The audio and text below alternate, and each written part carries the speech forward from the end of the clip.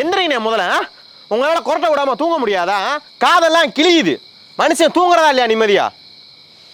மணி, நான் என்ன வேணும்னேவா கொரட்டை விட்றேன்? நானும் கொரட்டை விடக்கூடாதுன்னு தான் நினைக்கிறேன்.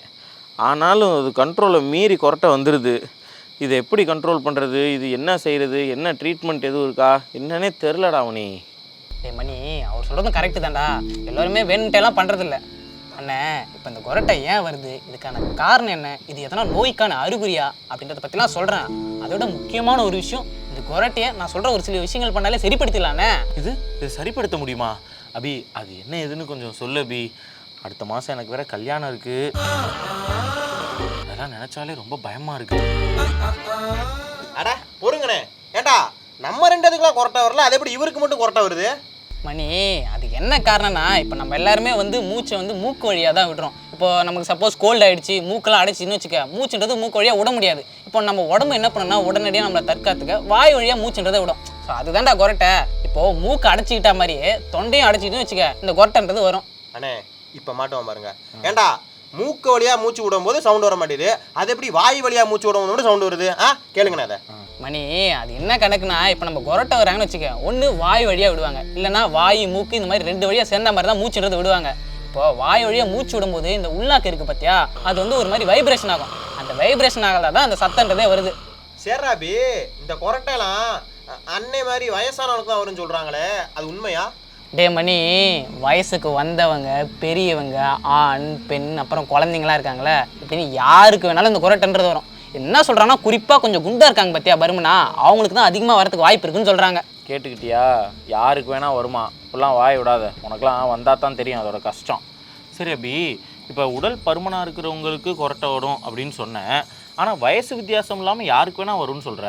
அப்போ ஒல்லியாக இருக்கிறவங்களுக்கும் கொரட்டை வருது, அதுக்கெலாம் என்ன காரணம்? அண்ணன், சுத்தம் இல்லாத காற்று, டஸ்ட்டு இதெல்லாம் சுவாசிக்கும் போது அலர்ஜின்றது ஏற்படும். இதனால் மூக்குக்குள்ளே பார்த்தீங்கன்னா வீங்கி இந்த கொரட்டைன்றது வரும். சில பேருக்கு இந்த மூக்கு தண்டே பார்த்தீங்கன்னா வளைஞ்சிருக்கும், இதனாலேயும் வரும். உள்ளே கட்டி வந்தால் அதனாலேயும் வரும். இப்போ என்ன விஷயம்னா மூக்கோ இல்லை தொண்டையிலோ எதனா அடைப்பு ஏற்படுதுன்னா இந்த கொரட்டைன்றது கண்டிப்பாக வரும். ஏன் அபி, இந்த கொரட்டை விடுறது ஆரம்பத்தில் ஏதோ நோய்க்கான அறிகுறி அப்படின்லாம் சொன்னியே, இதனால எனக்கு ஏதாவது பிரச்சனை வருமா? உங்களுக்கு எதுவும் பிரச்சனை வராது, உங்கள் கூட தூங்குறவங்களுக்கு தான் பிரச்சனை வரும். அவனை விடுங்கண்ணே. அண்ணே, பொதுவாகவே இந்த கொரட்டை விடுறவங்களாம் நல்லா ஆழ்ந்து தூங்குறாங்கப்பா, நல்ல தூக்கத்தில் இருக்காங்கன்னு நினச்சிட்டு இருப்பாங்க. ஆனால் அப்படி கிடையவே கிடையாது. அவங்களுக்கு சரியான தூக்கம்ன்றதே இருக்காது. அதனால் இந்த ரத்த அழுத்தம்ன்றது, இதய சம்மந்தப்பட்ட நோய்கள்லாம் வரத்துக்கும் அவங்களுக்கு வாய்ப்பு இருக்குது. இப்போது இது ஒரு நோய்க்கான அறிகுறிகள்லாம் சொன்னல, தைராய்டு கம்மியாக இருந்தாலோ, இல்லை உடல் பருமன் ரொம்ப இருந்தாலோ, அலர்ஜியோ, இல்லை உள்ள எதனா கட்டி இருந்தாலோ இந்த மாதிரி கொரட்டைன்றது வரும். இதெல்லாம் இந்த நோய்களுக்கான அறிகுறி. அதனால் நீங்கள் எதுக்கும் ஒரு டாக்டரை பார்க்கறது கரெக்டாக இருக்கும். ஐயோ, இந்த மாதிரிலாம் இழுத்து விட்ருமா? சரி, இதுக்கு இப்போ ட்ரீட்மெண்ட்டெல்லாம் இருக்கா இல்லையா? அண்ணே, இந்த கொரட்டைக்கான காரணத்தை கண்டுபிடிச்சாலே அதுக்கான ட்ரீட்மெண்ட்டே ரொம்ப ஈஸியாக பண்ணிடலாண்ணே. 80% பேருக்கு அதோட காரணத்தை கண்டுபிடிச்சி ரொம்ப ஈஸியாக ட்ரீட்மெண்ட்ன்றதை பண்ணிடலாம். இப்போ என்ன விஷயம்னா எனக்கு கொரட்டை இருக்குது, ஆனால் இந்த மூச்சு திணறலாம் அந்த மாதிரிலாம் எதுவுமே இல்லை, ஆனாலும் என் கூட இருக்கலாம் டிஸ்டர்ப் ஆகிறாங்க அப்படின்னு நிறைய பேர் வருத்தப்படுவாங்க. அவங்களுக்குலாம் இந்த அறுவை சிகிச்சை மூலிமா பார்த்தோன்னா இதெல்லாம் குணப்படுத்திக்கலாண்ணே. அறுவை சிகிச்சையா? அண்ணே, இந்த கொரட்டைன்றது ஒரு நோய் இல்லைண்ணே, நம்ம உடம்புல வேற ஏதோ ஒரு பிரச்சனை இருக்குல்ல, அதுக்கான அறிகுறி தான் இந்த கொரட்டைன்றது. திருவள்ளுவர் சொன்ன மாதிரி நோய் நாடி நோய் முதல் நாடி அது தணிக்கும் வாய் நாடி வாய்ப்பச் செயல். அதே தானே. என்ன நோயின்னு கண்டுபிடிச்சி அதுக்கேற்ற ட்ரீட்மெண்ட் பண்ணாலே இதை சூப்பராக குணப்படுத்திடலாண்ணே. அப்பாடா, அப்போ சரியான ட்ரீட்மெண்ட்லாம் எடுத்துக்கிட்டா இந்த கொரட்டெல்லாம் வராமல் சரியாயிரும். இப்போ தான் ரொம்ப நிம்மதியாக இருக்குது. எனக்கு அதை விட ரொம்ப நிம்மதியாக இருக்குது. எனக்கு தானே கல்யாணம் ஆக போகுது, உனக்கு என்ன? அண்ணே, இந்த கொரட்டைன்றது 99.9% குணப்படுத்தக்கூடியது தானே. இதில் ஒரு சில பசங்க தான் கொஞ்சம் அரிதான நோய்க்கெல்லாம் இருக்கும், அதே கண்டுபிடிச்சா ஈஸியாக குணப்படுத்திடலாண்ணே.